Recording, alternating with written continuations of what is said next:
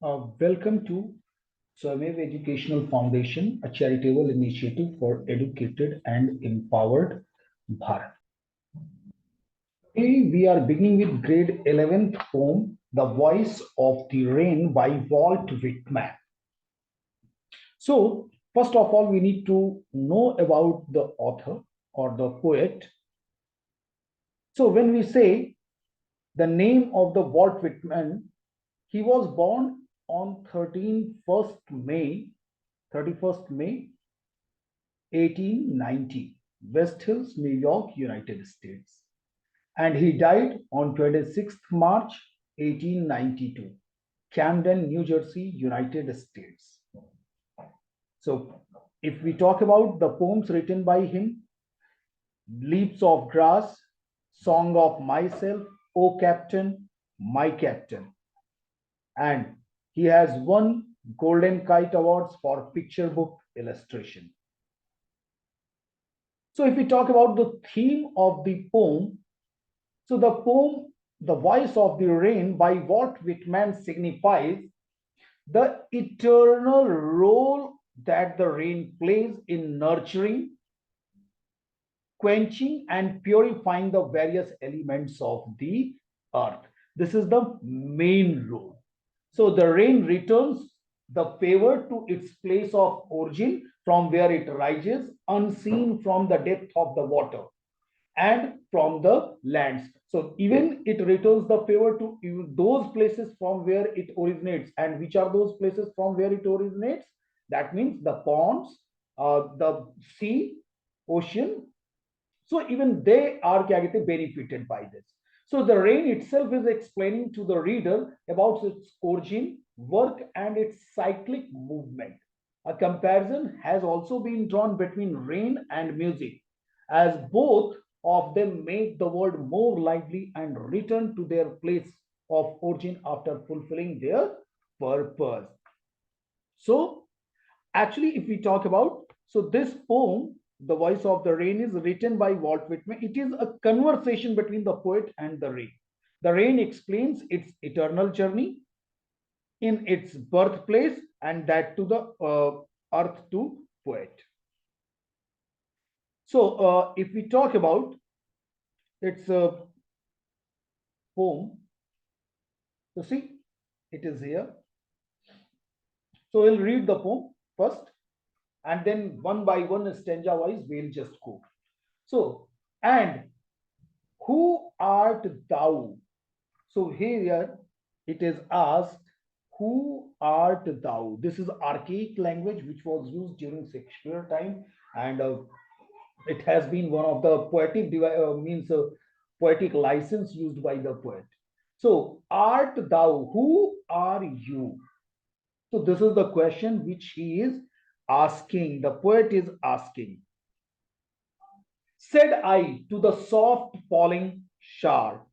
So he said that who are you to whom the rain, the shower, which was falling on the ground, or you can say on the roof of his house or home.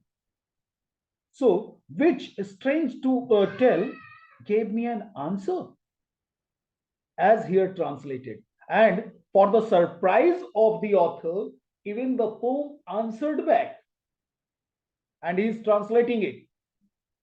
And what the rain said? The rain said, I am the poem of the earth, said the voice of the rain.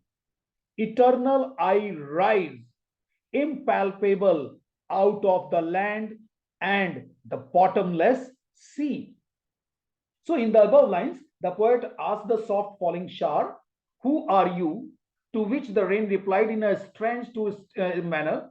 The rain said that it was the poem of the earth, and it rose continuously from the land and bottomless ocean in the form of vapors. So, in the form of vapor, it rises from land and ocean. And ocean has been said bottomless. That means it is very deep. It is a type of exaggeration which has been used. It says that upward to heaven whence vaguely from wood altogether changed and yet the same. I descend to lap the drought, atomies, atomies, dust layers of the globe. So, if we see here, the rain says that uh, it rises upwards the sky in the form of vapor where it changes its form. And it, because what happens in the atmosphere, this water vapor is condensed and forms the water droplets or the clouds are formed. It also says that although its form gets changed, it is still remains the same. The rain comes down to wash the drought and provide water. So here, lap the drought means to wash the droughts, to remove the droughts.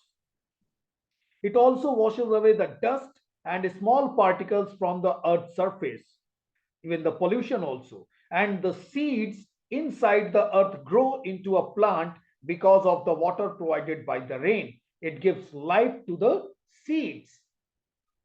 And all that in them without me were seeds only, latent and unborn.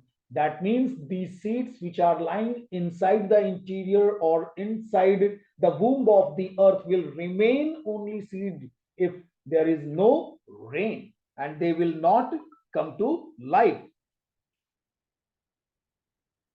And forever, by day and night, I give back life to my own origin. So, what happens? I give back life to my own origin and make pure and beautify it. Now, this bracket, this is also a part of the poem, but you need to understand that it is a reflection by the poet. So, for song, issuing from its birthplace, after fulfillment, wandering, reckoned or unreckoned, duly with love returns. So he says,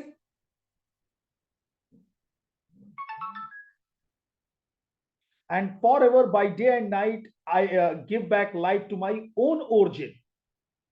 How? So the rain says that day and night it provides life, care, enrichment, and water to the places from where it originated. The rain keeps enhancing the beauty and purity of the earth by preparing a life cycle for itself again. The rain is like a song that originates from its birthplace, just like the heart of the singer, and travels to fulfill the earth's needs and wonders. It finally comes back to the place from where it originated. Whether it is ruined or not, it returns to the original position with a lot of love to its birth place. So this was its you can say explanation. We will go further also, but first we need to understand the difficult words. So thou, when we used thou, thou was used for you. Eternal, that means everlasting. Impalpable, that means unable to be felt by touching. Whence, from where. Whence is used for whereward. So vaguely, unclearly, from where you are coming. Formed, that means made into a specific shape or form. Lave means wash. Drought, dry spells, as you know. Atomies, very tiny particles which are found like atoms. So that's why this the word atomies has been used. Latent, that means dormant, inactive. They will be lying in the womb of those seeds will lie in the womb of the earth. Reckoned, reckoned means care about. Unreckoned, that means uncared for. So these are the important words which have been used. Now, the paragraph wise explanation, if we talk about, so the poem begins with the poet asking for the identity of the soft falling rain shower. Much to the surprise of the poet, the rain replies to his question, which the poet translates for his readers. The rain, in its own voice, tells the poet that she is the poem of the earth. The rain is trying to say that as music or poetry gives pleasure to human beings, the rain gives happiness to Mother Earth. The poet says that the rain is an eternal process, but it takes different forms at different time. It rises from the land and the deep sea in the form of intangible water vapor, which you cannot see, and it evaporates and goes up to the sky, and where it takes an indistinct shape in the form of clouds after condensation process. So although it changes in its form or shape, but its core matter remains the same, that this is water. Since vapor and clouds contain water, they cannot get transformed into the other. So the words impalpable and eternal indicate that nature is not fully understood and some part of it always remains beyond our reach. So the raindrops pour down from the above to wash away drops and dust layers enveloping earth. It satisfies the thirst of the dry earth and heals everything that is degrading and is lying lifeless. So wherever there is no life, it provides life. It satisfies the thirst of the earth. Wherever there is a drought, the showers remove the dust particles and make earth clean and green. As you see, after rainfall or rainy season, you will see that the sky is very clear and all the pollution is gone. So in the same manner, here it has also been said. So the rain also helps in germination of seeds which were lying dormant due to the dry spell. So because there was a drought-like condition, so these seeds could not germinate because they need moisture and water. So once the rain comes, it provides them necessary conditions to survive. The rain is involved in continued process of giving life to the earth by providing water to dormant seeds and making the earth more beautiful and full of greenery. So rain helps in enhancing the beauty of the earth, as in the absence of water, everything turns dull or lifeless and dust accumulates everywhere. So the last two lines are the poet's own words and his reflection upon the answer given by the rain. So the poet observes that the life of rain is similar to that of a song. He says, he compares rain with that of song. A song or a poem is creativity at its best. It has the power to calm, heal, rejuvenate, transform, and thrill. Like a song or poem can transform the people, they can calm down the people, heal the people, rejuvenate them, transform them, and thrill them. In the same way, the repeated evaporation and condensation purifies the rain. The entire environment gets drenched in the rain. Dust particles settle down, and there is greenery everywhere, which makes the whole earth beautiful to look at. The poet therefore draws a parallel between rain and music, as both have rhythm and ability to thrill. Both of them rejuvenate and beautify. So a parallel has been drawn, you need to understand. This is important. Now, if we talk about the poetic devices, so in which line, which type of poetic device has been used? So personification. The rain has been personified as it has been given a voice in the poem. So the rain replied. So that is, it's talking like a human being. That's why it is a personification.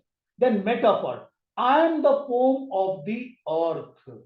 So here metaphor has been used. So the poet uses metaphor to compare how rain leaves the ground to come back to the ground, giving back it much like a person who leaving the home and only to come back after fulfilling its journey. Like every morning you just go out for the job and come back again to your home. In the same manner, the poem means rain is also there. Then simile has been used. In the last two lines, the poet has drawn a parallel between the rain and the song of the poet. And that's why a simile comparison has been drawn. So that's why it is a simile. Hyperbole. Hyperbole means to exaggerate something. So bottomless sea is an example of hyperbole. So you know that sea can also be fathomed. It the deepest part is Mariana Trench, that is 11,036 meter. So example of hyperbole, the poet describes sea as the bottomless, which is an exaggerated statement to bring out the desired effects. And imagery has been created. Once he describes vividly, like in the first line of the poem, it says soft falling shower. So you just imagine that rain is falling on your roof and you are listening that sound. So image has been created. It gives the reader an image of gentle rain or drizzle. During the dialogue between the poet and the rain, it creates an image of showers or drops of water falling down from the heaven to the earth and infusing it with greenery, purity, and beauty. So this was the poem, and it is a wonderful poem, well written. So I'll say thank you so much, and I'll ask you to join Jamir Educational Foundation to make the world a better place for everyone. Thank you so much. God bless you.